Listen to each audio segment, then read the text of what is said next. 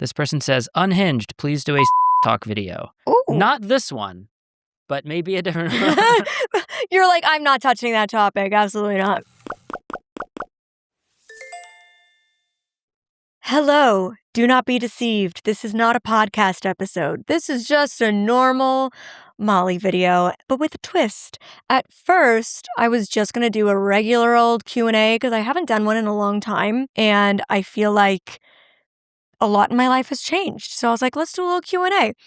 And then my fiancé and I were reading through the questions, and he was just like answering them as me. And I was like, damn, that's really funny because you're getting these all right. Like, that's exactly the answer I would give. And so we thought, well, let's do a little my fiancé answers my Q&A, and we'll see how this goes. We'll see if he continues to get them right on camera or if the pressure gets to him.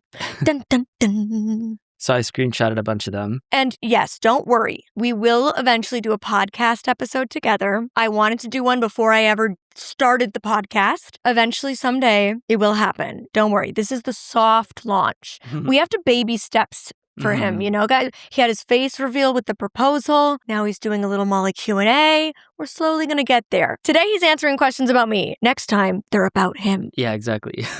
Answering questions about you is easier. So I literally screenshotted there were so many. I was so surprised how many questions there were just from Instagram. So I just screenshotted them all, and I haven't done any You haven't looked back at them. We got these in a couple days ago. Okay. So, I'll do the very first one, which we already did in person. But this is kind of what gave us the idea for this video. So this is the celebrity crushes one. Oh, no, we're not doing this one. No. Why not? No, we're not doing this one. She's too embarrassed, everyone. No, to tell we can't. Her celebrity crush. We can't do this one. Okay. Well, suffice to say, I knew who hers was. Yes, and I knew who yours is. And she knew who mine was. Yeah, hers is Emma Watson. He's a Harry Potter geek. Not just Harry Potter, though. She's great in everything. This is interesting. Actually, I haven't read this one to you. It's the very second question. And I don't know what the answer would be, but I could try to guess. And then okay, you can you try to guess. So this is, hi, I love you from the Philippines. Are you happy? What is your biggest regret? I think you're happy. I think you're very happy with how your life is going. I have no idea what your biggest regret is, though. Let me think. What would be your biggest regret? Maybe it would be money related, and maybe your biggest regret would be how you maybe handled your finances when you were starting to get really successful in your career. You've talked about that before. I think you handled your money very well, but I think maybe there's a regret in there. Yeah, I think I am somebody who tries not to regret anything because every bad decision taught me something. Every failure was a learning lesson. Every time I've had to rebuild or pivot, I grew as a person. So I try my best not to regret because even the bad things I've experienced, they made me the person that I'm proud to be today. So that's even a hard question for me to answer. When you asked it, I was starting to rack my brain. Am I happy is an easy one. Yes, I'm very happy. I feel like I'm at a really content place in my life. And, you're asking me during the positive phase of my cycle. That was the one thing I was gonna caveat that with. In the luteal phase? Depends when you ask her. But overall, happy with life. Overall, maybe one of the happiest I've ever been in my life. Aww. Which is such an awesome feeling. Aww. Regret, yeah, if I had to rack my brain and say something, I would say that I made more money faster and younger than I ever expected to, which was such a huge gift, a huge blessing. I don't make anywhere near what I made then today. When I made all that money, I was 24, 25 years old.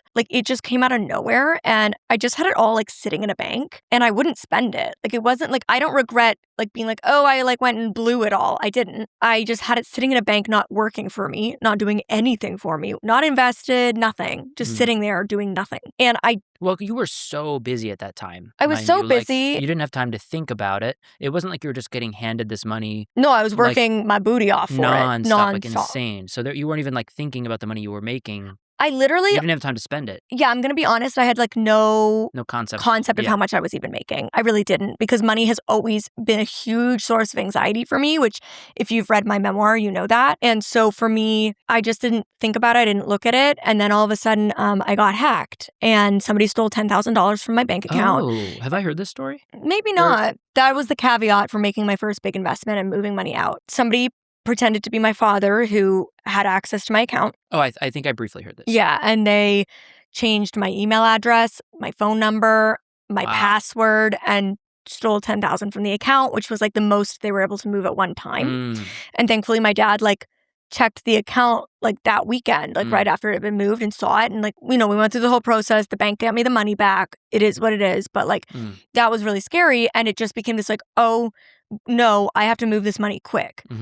And so I made just like one big investment with the money. And the older I get, the more like financial content I consume from financial content creators, and kind of realize like, oh, there's better ways I could have invested than like investing all of it in one thing. I think probably I would have maybe like spread out my investment and diversified a bit more. And so that is what I try my best to do now, though I have a lot less to be able to invest now. But like, I don't regret, like, I don't feel that I blew my money. I did invest my money. I just don't know that I would have invested it the same way.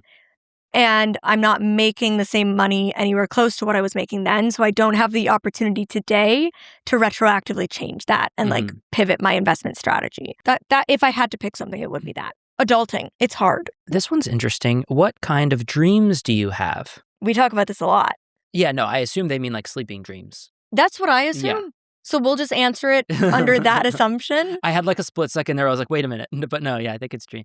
But So- I feel like you could also answer my actual dreams too. Yeah, I'll answer both. But the sleeping dreams one is really fascinating. And I think we need to do another. I think you've talked about this before in other videos, but I think we should do like another refreshed one. Molly has really visceral, tactile dreams where she feels everything that's happening in the dream. Whereas like my dreams, I don't feel anything. Even if like I'm getting injured in the dream, like I don't feel pain. If I'm eating something yummy, I don't taste anything. I remember having one dream when I was a kid that like I was eating waffles and I was really hungry apparently, like when I was sleeping, and the waffles just tasted like air. But it was almost, I was like almost having one of those dreams where you know you're sleeping, because I remember thinking like, why doesn't it taste like anything? Like I'm hungry, I want to eat, you know? But anyway, Molly has all of the sensations. Yeah, I can smell, taste, feel. So like if I'm putting on an outfit in a dream, like I'm feeling the textures of the fabrics. But what's also really interesting is our dreams differ so much in that my dreams are extremely rooted in just day-to-day reality. And I will dream about what is actually happening in my life. Your dreams are like crazy sci-fi fantasy. You're going to the moon. There's an apocalypse. Like your dreams are wildly out there and not rooted in actual life. And mine are just like really day-to-day experiences. But yours are very like just the visuals, and mine are everything but the visuals. So it's like very, very different in that way. Yeah.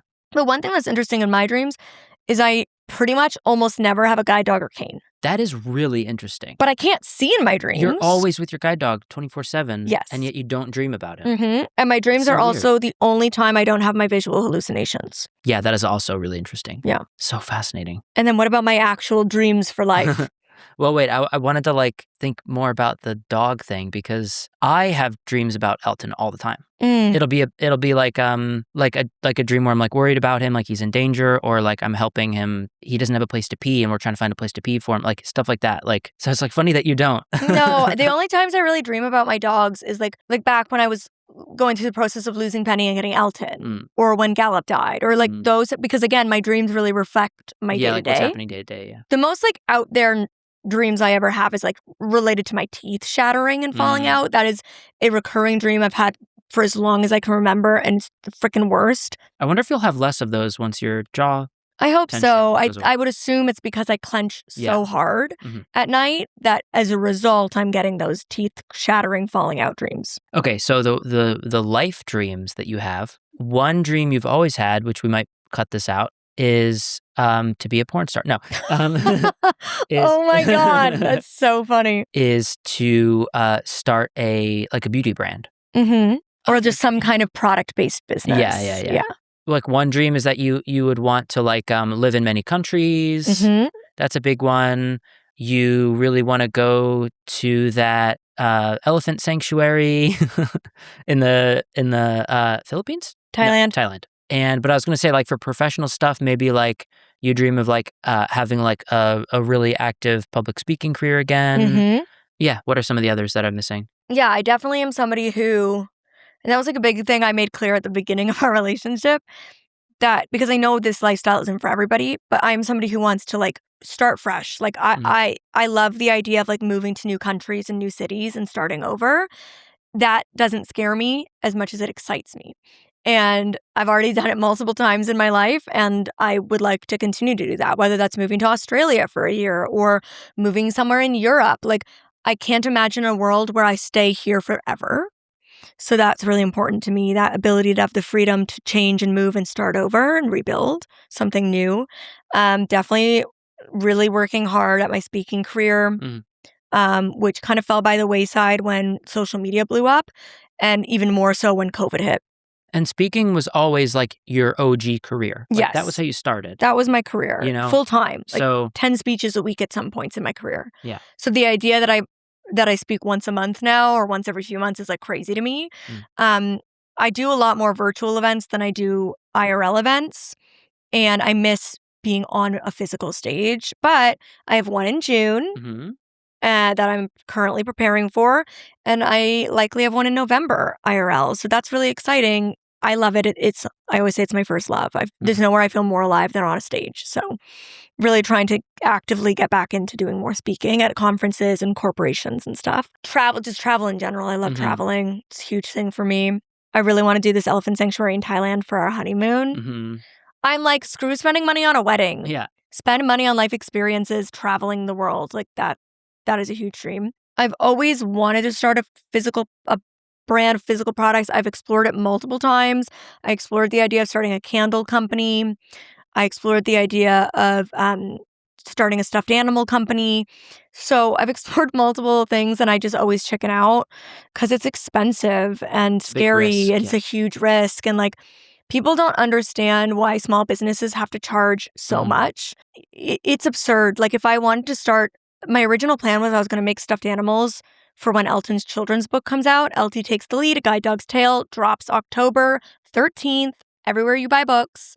And you can pre-order it, link below. And I wanted to make a Elton stuffed animal to sell alongside it that, like, especially for blind children, they could hold the stuffy with the book. And there is tactile elements to the book, but like, you know, we all love a stuffy, and I still sleep with stuffed animals to this day. So I love them. But I was going to have to spend, hold your breath, everyone, $50,000. $50,000. For something like 3,000. Minimum order is 3,000 units. So I'd have to buy 3,000 Elton stuffed animals. And you cannot buy multiple SKUs.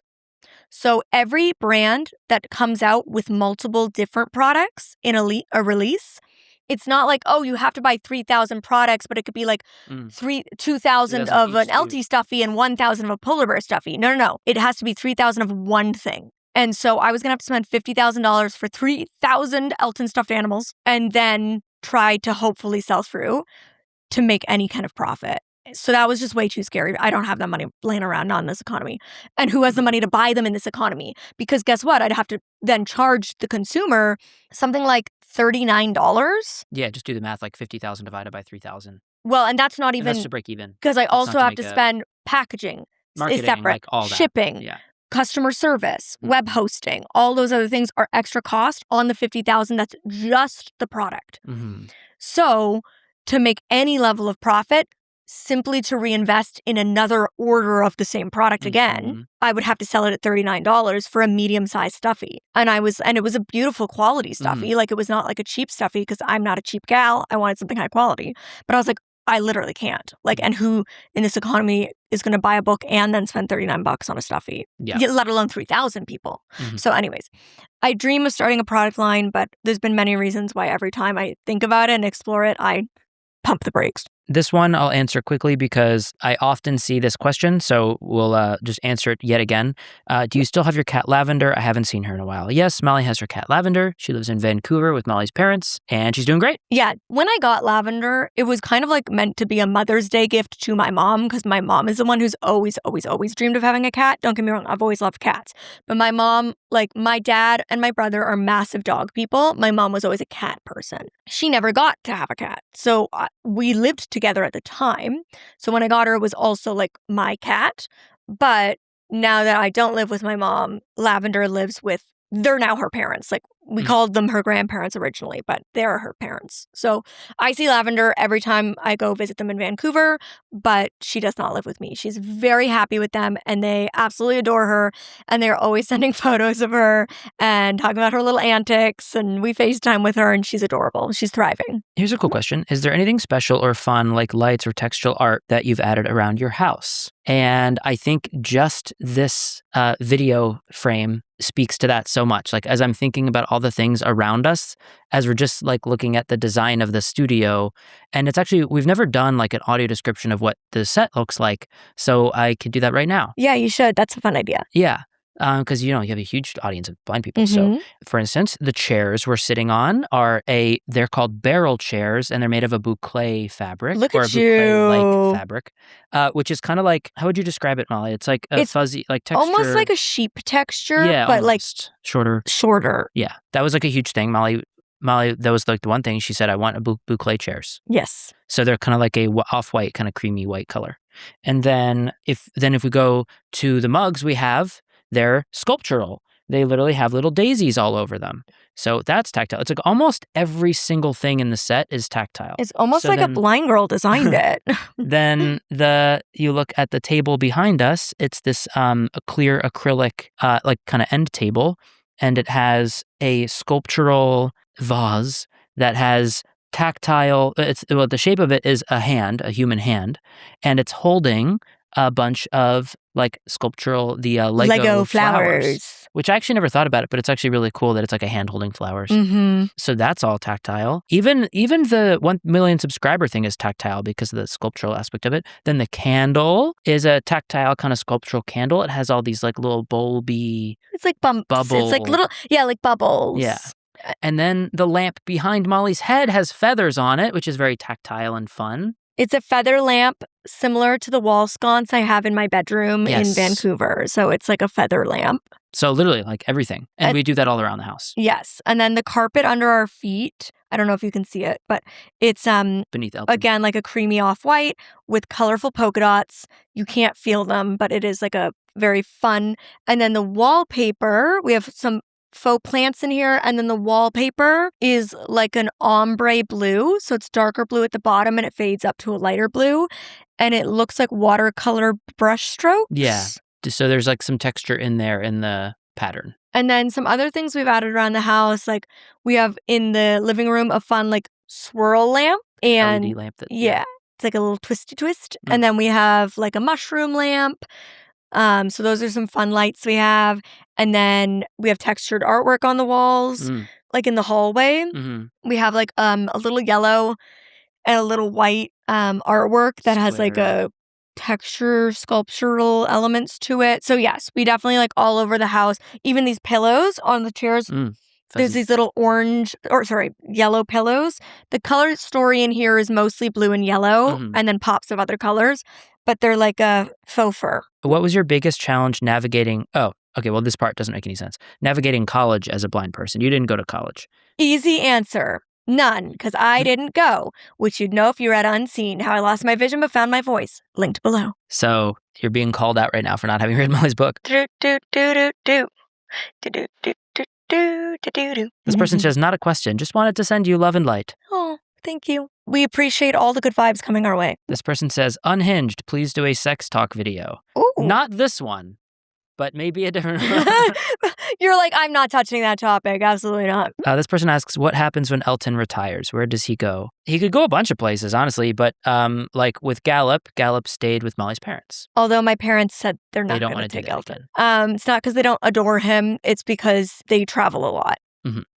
Because my brother and sister-in-law and my niece, my baby niece, all live in France. And a lot of my mom's family and my dad's family lives overseas. And so they're constantly traveling to Europe nowadays and taking long extended trips. And they have an amazing cat minder for Lavender that like lives in the apartment with her and is there all the time.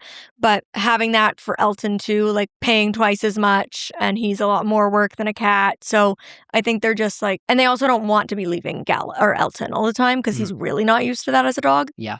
We've talked about your parents taking him. We've talked about our friend B taking him. She would, yeah. She said multiple times she would. Yeah, I think she's probably like perhaps one of the most likely because she lives local, so we could still see him a lot.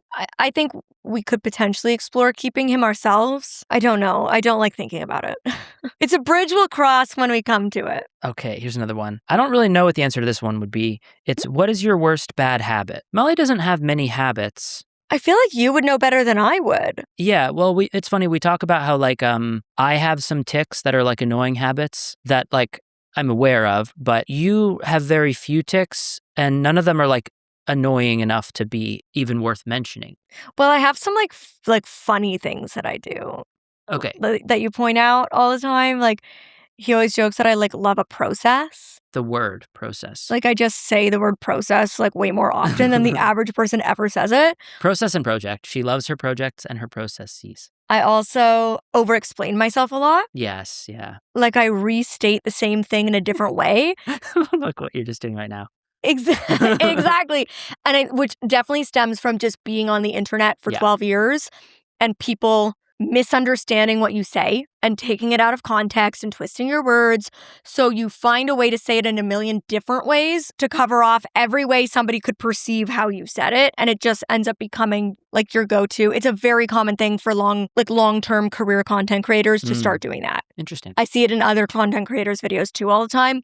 And people in their comments saying, you don't need to over-explain it. We get it. And I'm like, the problem is we do because somebody won't. And then they'll go to Reddit and they'll make a thread. And we just know. We just know. And for those reasons. And for those reasons is a big one. I always say, and for those reasons. Yeah, she just says phrases. She has catchphrases. I'm like a They're cartoon not bad character. Habits. You know, there's no bad habits. Bad habit. Oh, okay, that's the bad habit. And I don't know, the habit isn't the right word, which is why I didn't think of that. But yeah, Molly it's a tick. Has a perpetual jukebox. Juke or juke? Juke. Jukebox? Jukebox? Jukebox? Jukebox? I don't know now. Does it tell us in the comments? You're making me question my reality. She does this word association thing where we'll say one thing and then it'll remind her of a lyric in a song and then that's stuck in her head and she's singing it constantly. So constantly. Say like all day, every day. I am always singing a song, often Christmas songs. My brain is never not playing music. I try to go to sleep. I wake up in the middle of the night I am singing a song and it drives me insane.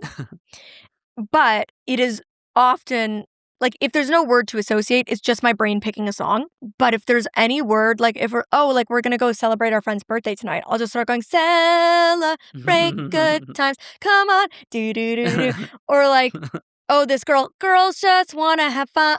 Like I'm just doing it constantly, which is one of those funny things that like, you wouldn't know that. Like my followers would not know that is a 24/7 thing that I'm always doing. Because I don't really do it in my videos. But if you look back, like sometimes I do. Like anytime I say reunited in a video, I'll go reunited and it feels so good. So yeah, that's a weird thing that I do. Yeah. It's sunny out. I'm walking on sunshine. So that's annoying. And then yours is just like a funny one. Hey, we're not talking about me. Okay. Moving on. He won't let me expose him. This isn't, can Molly tell the audience about me? It's, can I tell them about you? Okay. This is a fun one, and I think it would be like fun to do this in a video, but it's, would you be able to pick out your fiancé from a lineup by only touching one part of them? And I think 100%, that's easy. Like, yeah. Molly would not struggle with that at all. Like, if I did struggle, I would be shocked. Yeah. Like, I feel like I know you so well. Yeah, beyond, like, any sighted person trying to do that challenge. Like you wouldn't even struggle. I think the part I would struggle the most with perhaps is like if it was just like hand holding. No, you would be able to tell even that. You think? 100%. 100%. Like I know if I grabbed your wrist, your elbow, your hair. The amount we hold hands, you'd be able to tell. We hold hands way more than the average couple because I'm constantly guiding you. That's true. This is a funny one. I want your book. How can I meet you to get it? Good news. I'm not handing them out IRL. You don't have to. It's you could go on Amazon. You could go on Barnes and Noble. If you're in Canada, Indigo. If you're in the UK, there is a store that I can't remember the name of. Maybe has a stone in the name. Audible. It's available as hardback, ebook, audiobook, anything. Okay, here's a fun question. Dream podcast guests. So I don't know what all of them would be. The very first one that comes to mind, and I don't really think this is someone you think about having in the podcast, or like, it's not like a real dream podcast guest, but I think you wouldn't disagree, and that is Oprah. Obviously. Yeah.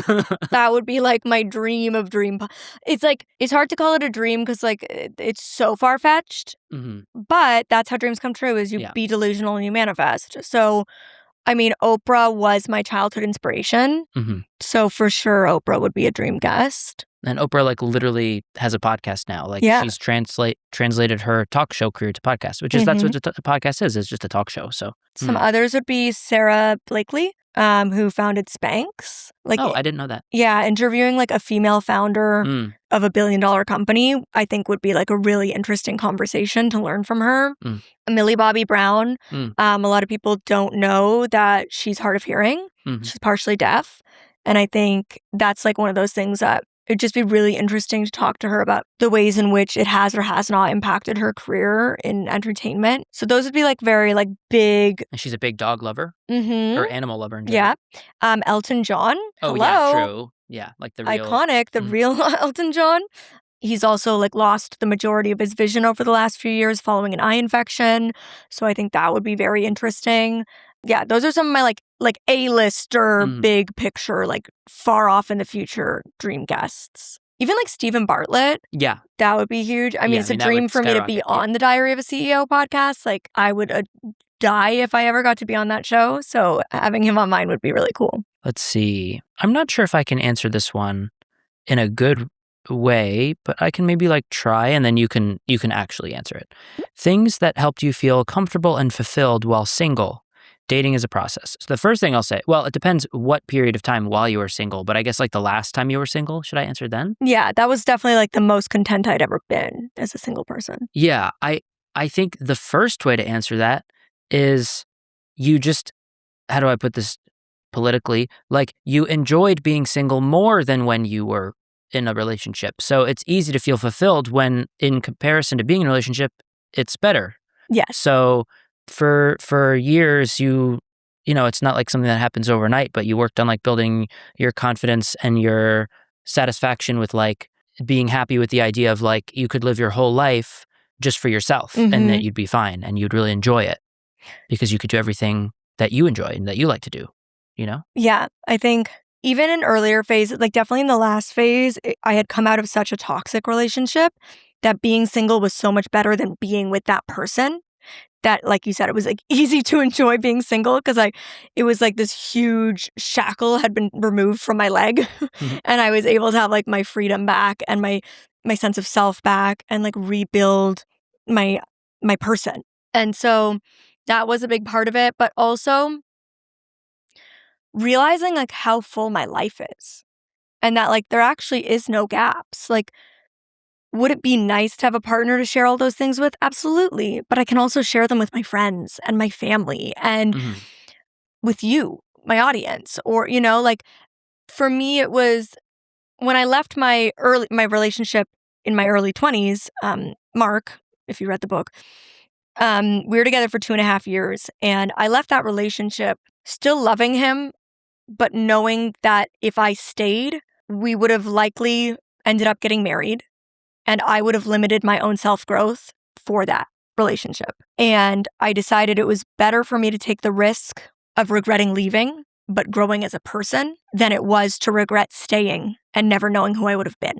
And so I left. I found the fulfillment of being single through building a life for me, not for me and somebody else. Building a career that I was passionate about, building a group of friends and family that I loved and I knew supported me, being able to find hobbies that I was passionate about and I had fun doing, and like just building a full life that doesn't require somebody else there, but is lovely to have somebody else there if they happen to waltz along.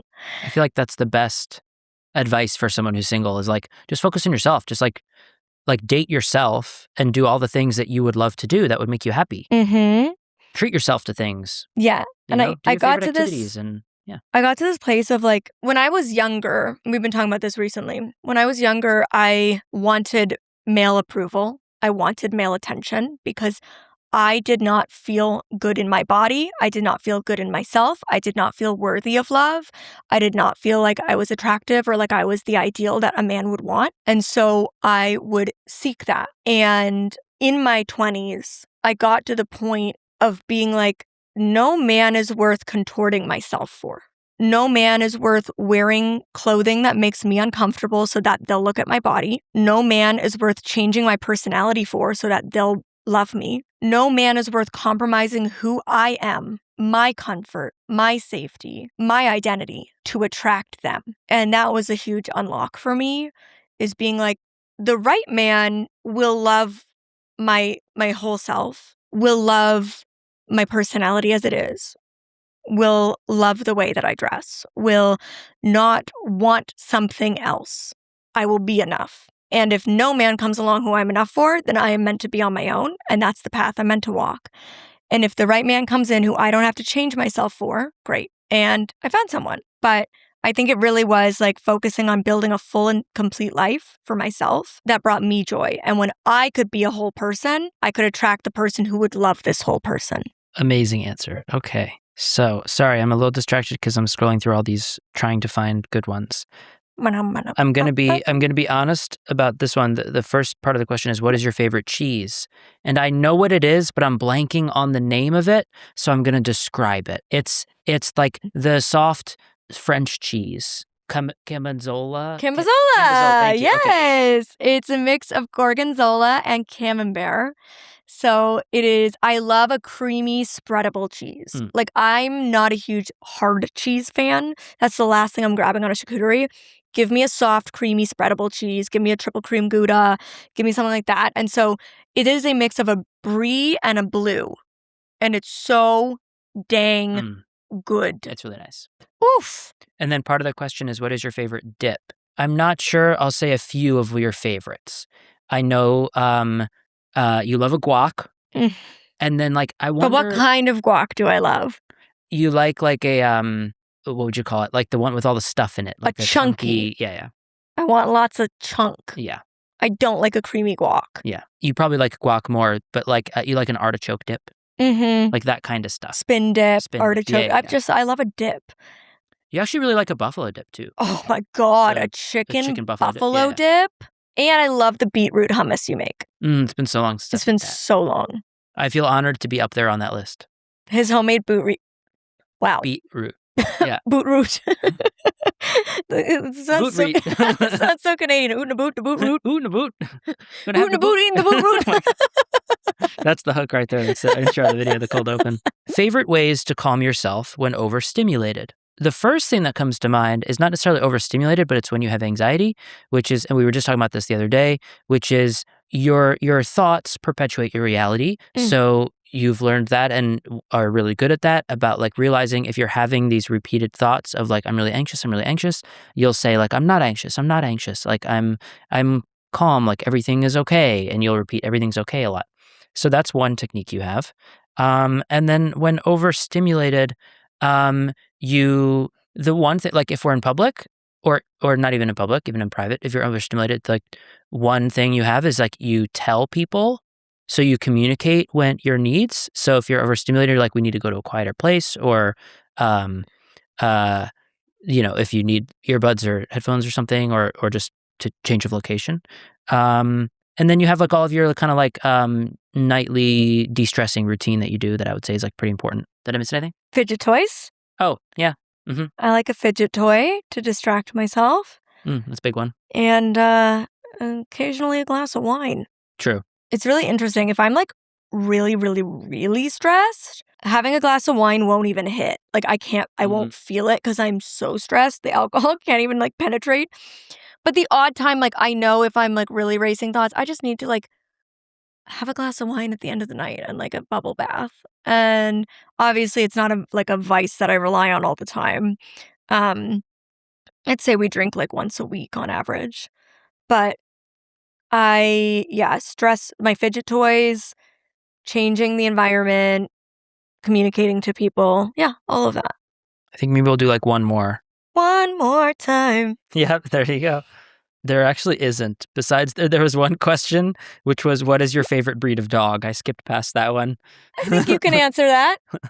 The Bernese Mountain Dog Labrador is Molly's favorite breed. Well, also a purebred burner. You like a burner lab more. That's true. But I do love a pure burner, and I love a Frenchie. But yeah, or like a burner doodle, or like a burner mix. Any burner mix. It's like if a burner is involved, I'm in.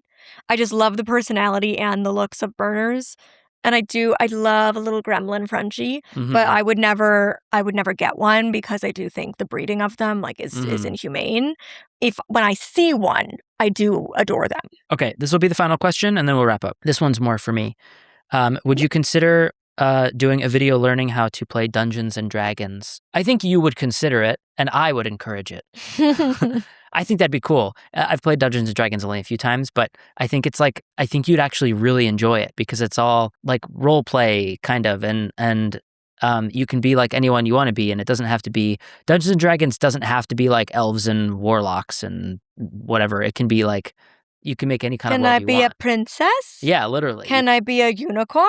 Sure. May I be a guide dog? You could. Like, I could be a character. That would be funny. I could be a blind character. And I could be a guide dog? And you could be my guide dog. Like, and then we would develop, like, traits and skills and all sorts of stuff for the character. And then you'd have all these stats, right? So your guide dog might have, like, a really good perception stat. And me as a blind person would have a very low perception stat. And then, like, if we enter a room and I don't know what's in the room, then, like, I roll my perception and get, like, a 0 or whatever. And then you'd roll, and if you rolled a 1 or higher, you'd be able to perceive everything that was in the room, and then you could tell me. So, like, we could literally play that out. That's confusing and complicated. No, you don't have to do the rolling. Like, the dungeon master handles that. So you just say, I want to perceive what's in the room. I just feel like remembering all of the rules would be hard for me. Yeah, but you could have someone do that for you. You have said many times that you think I would like it. Yeah. So I would definitely consider it. Like, leave in the comment section if that would be a video you guys would actually want to see and would be interesting to you. We'd have to find, like, one of those creators like on YouTube or something that does exactly Dragons and do a collab with them. Yeah. So let me know if enough people say that would be interesting. Because it's such an accessible game. Yeah. For a blind person, it's so accessible. And I love acting. Just spoken. Exactly. That's what I'm saying. It's all spoken. It's all just spoken. Just speaking. Anyway, that was the last question. Okay. I don't know if somebody's probably noticed. I've been fidgeting this whole time. Speaking of fidget toys, just fidgeting with our little cord of this. We will get a little bowl over here to put our fidget toys in. Yeah, I was thinking like it would be fun for the podcast to have a little bowl of fidget toys, and we definitely need to get a nice box of Kleenex because there's been enough tears on the pod already that I've realized my podcast is essentially therapy. So we're going to have a little tissue and a little pretty bowl of fidget toys for the guests and for me. And I think that would be a really fun addition to the show. Well, thank you for answering questions about me. You're welcome. This was the step in the right direction to eventually get him to answer questions about him. Speaking of, why don't we make this comment section what questions you would want to see me ask him on the pod? That way, when eventually I convince him to do it with me, to do an episode of What It's Really Like, we can come back here and look for good questions. So leave those in the comment section below and let me know if you enjoyed this video. There was a ton of other great questions asked. So I might do like a dedicated wedding-related Q&A for the Blind Bride series because I think there was a lot of good wedding ones. I also post regularly over on my Patreon, patreon.com/Molly Burke. We post exclusive videos over there.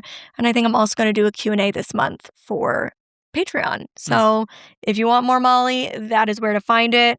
You also get more Fiancé there because we do weekly live streams together. We did one this morning. That's all the self-promo I'm going to do for now. And thank you to you for being on the show video. Thank you, Molly, for being a great guest on my hosted TV show today. Okay. And thank you, Elton, for being fluffy. Thank you all of you for watching. Taking up all my foot space. Yeah. And we'll see you next time.